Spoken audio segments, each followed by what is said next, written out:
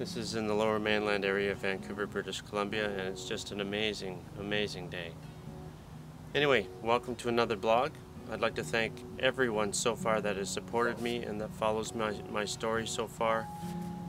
My blog has been a great success, over 700 hits. It's absolutely blown me away, the support that I'm getting. The script is going great. It's developing nicely. I think I mentioned in my blog though, typing skills with Parkinson's can be a challenge at times. But I'm plugging away. That's the important thing, that I'm getting it done. In fact, the other night I met with a couple colleagues and we're going to do a shortened trailer version of my story to submit to the World Parkinson's Conference in hopes that I can go there with the video and talk and share and continue my journey. So today, the new blog title is Finding Soda Pop. You might think that it's the drink soda pop, but actually it's not. It's strangely enough a nickname I took on coming out of high school when I entered the phenomenon of breakdancing. Yes, me, breakdancing.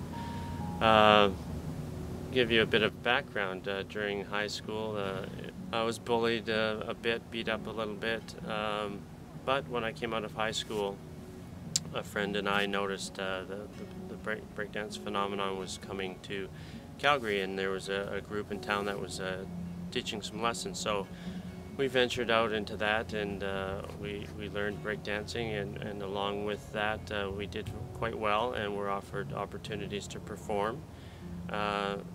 Hence my discovery in performing and entertainment. I've been pursuing acting, or been in acting, since 1989, and it's been great. It's been a great trip. Many successes, not as great as most actors or other people would want or have their dreams for, but successes nonetheless. And anyway, finding soda pop. I lost him along the way there when I was diagnosed with Parkinson's, because breakdancing and the ability to dance, period, was such a dear thing to me. And because of being bullied in school and everything, coming out and getting into breakdancing, performing in front of people, feeling alive, it was just something that was near and dear to my heart, and something that people wouldn't expect that I could do.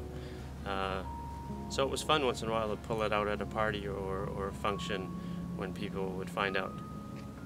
So when I got diagnosed with Parkinson's, I was having, just before I went, I work as a baker, and I was having problems doing certain skills in the workplace, like molding dough with certain movements.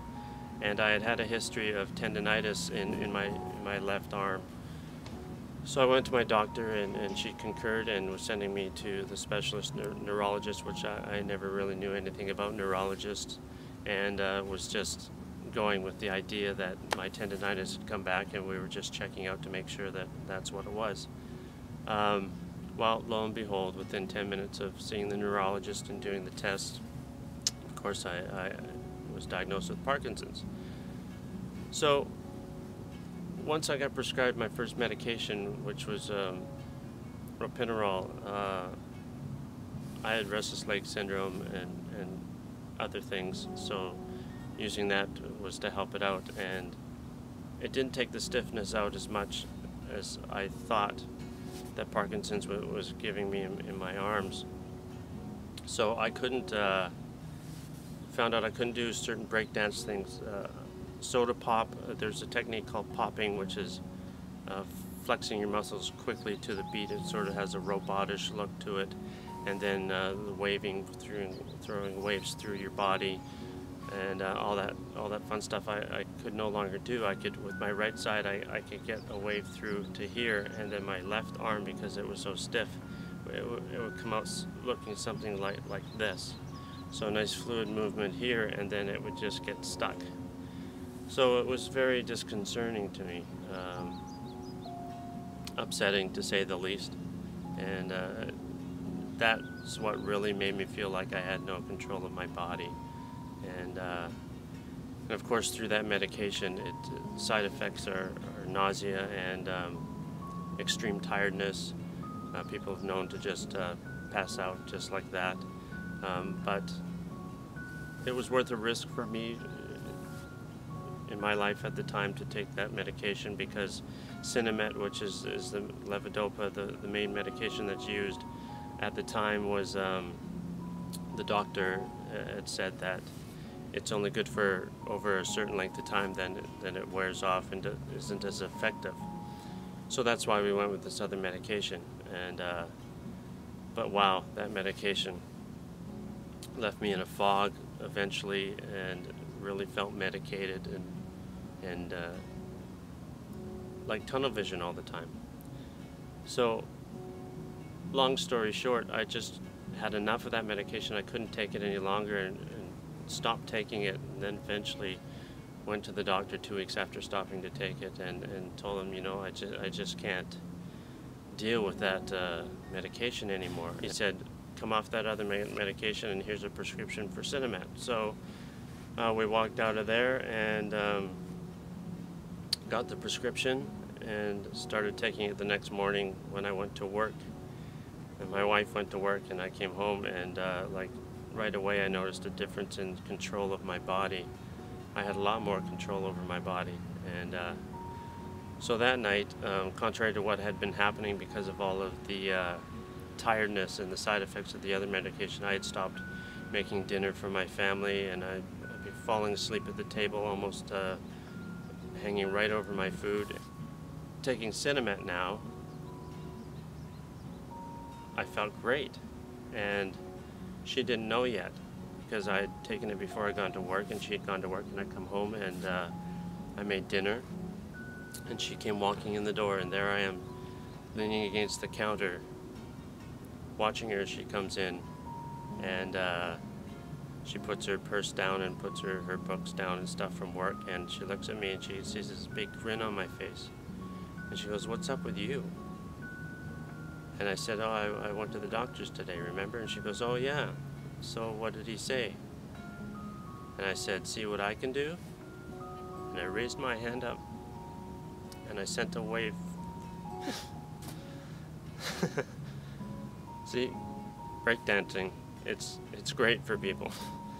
I sent one wave from one arm into the other one smoothly and in a controlled fashion, like I'd done for so many years prior to that. And we just stared at each other, and both of us welled up in tears, and we grabbed each other and hugged each other, because we knew what this meant. It gave new hope to a normal life. And yeah, so I wanted to share that with you, because it's turned out to be a bit of a poignant moment in my script. Celebrate each small success that you have, and anything. Any little success is that first step that you make, or a change in medication where you feel better. That's a success, you know. Enjoy that moment. Sharing with people you've never shared with before, opening up, and celebrate the success of how that feels, how that makes you feel freer. I speak from experience, and hope you continue to follow. Thank you so much.